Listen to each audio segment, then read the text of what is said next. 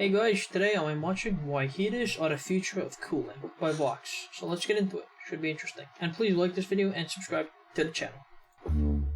You're looking at a map of places that needed indoor cooling in 2019.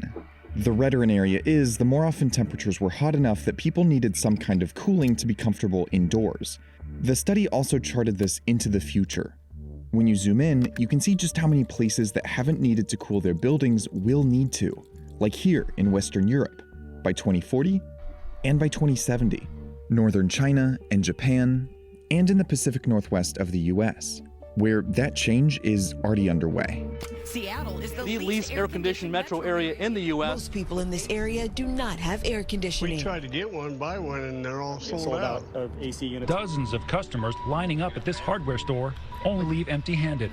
The world is on the brink of a massive boom in demand for air conditioning. The number of installed AC units is expected to skyrocket from 2 billion today to almost 6 billion by 2050. More air conditioning means more consumption of electricity and more emissions that warm the planet. But all of this comes with a weird twist. This increased need to cool our homes might be an unexpected opportunity to fix an even bigger problem, fixing the way we heat them, with a revolutionary device called a heat pump. The basic mechanics of air conditioning haven't changed much since it was invented a century ago. A fluid called a refrigerant absorbs heat from inside the home. That heat is moved and released outside the home, and a fan blows out the newly cold air. And it all runs on electricity. That's also what heat pumps do too, with more or less the exact same technology. But they can also do it in reverse, taking heat from the air outside and moving it inside. Heat pumps suffer from one of the worst names of all time. A heat pump not only heats a home, but it also cools one. That's Michael Thomas. He runs the energy research group Carbon Switch. And I can actually show you my ductless heat pump right here. That is a heat pump working its magic on this 95-degree day here in Colorado. In addition to air source heat pumps that transfer heat from the outside air, there are ground source heat pumps that transfer heat between a home and the earth several feet underground. And water source heat pumps, which transfer heat between homes and nearby bodies of water. Heat pumps aren't brand new technology. You may already have one depending on where in the world you live. But the real opportunity with heat pumps isn't changing how we cool our homes. You can sort of imagine a traditional furnace or a boiler, like a Zippo under a pot of water in your basement, really inefficiently burning gas or fuel oil or propane and warming that water up and sending it throughout your house in pipes, or going over a fan that's then blowing through ducts in your house. In the US, almost 2/3 of homes are heated this way, burning fossil fuels right inside of our homes.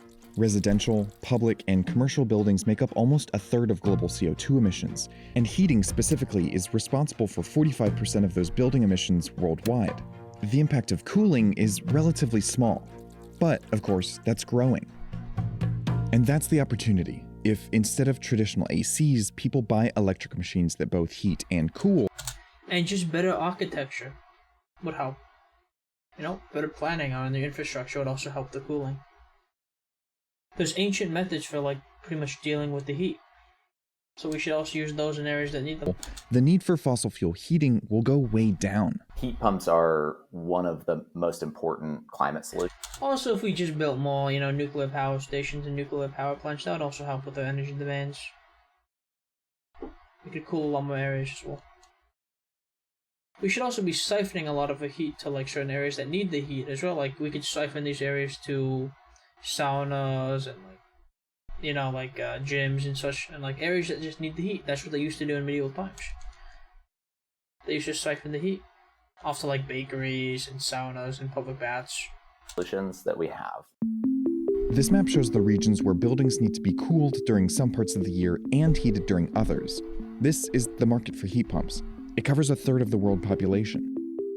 What gets energy experts particularly excited about heat pumps is how they reduce what they call locked-in emissions, all of the future carbon emissions that are caused by decisions made today. The natural gas furnace that my parents installed when I was growing up is still kicking today.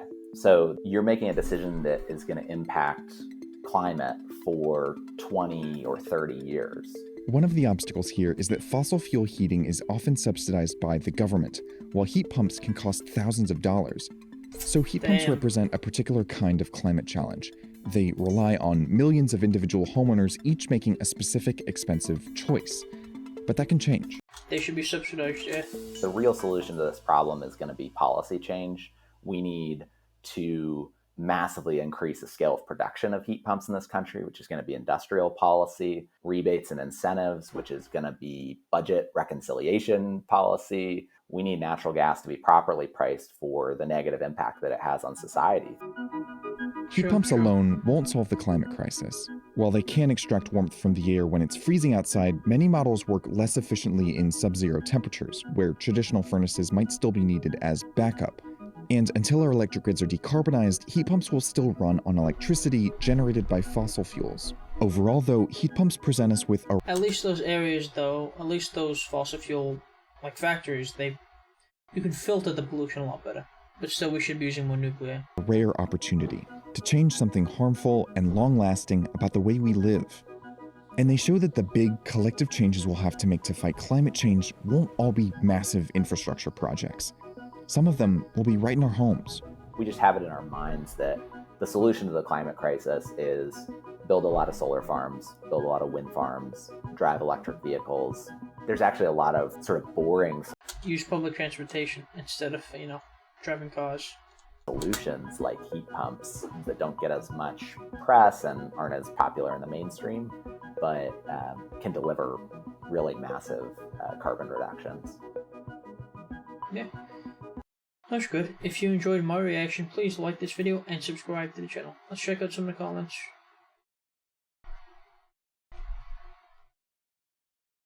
It's interesting to learn about these connections in technology.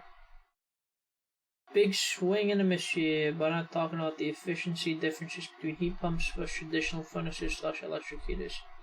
The reason heat pumps are better is they're not generating heat, simply moving it from the outside in.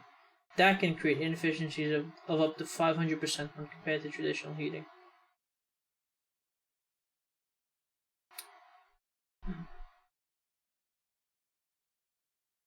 Revolutionary. We have had these for decades in nearly every Australian home.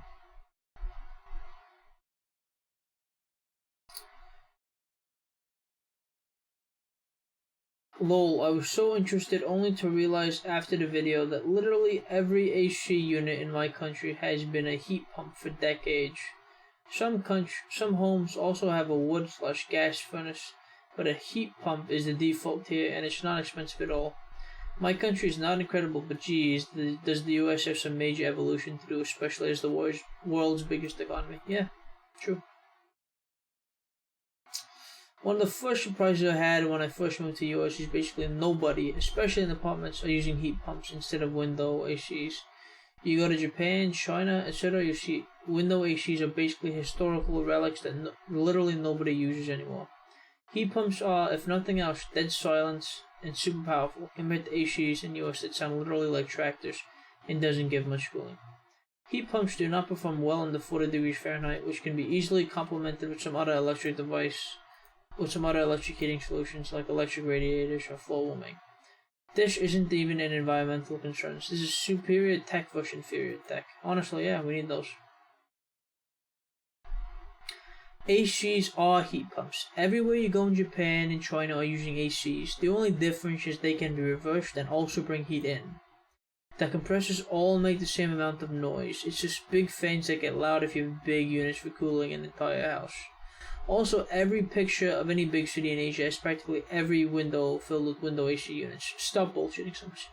Yeah. Anyway, this was interesting though. If you enjoyed my reaction, please like this video and subscribe to the channel. Thank you so much for watching. Bye bye.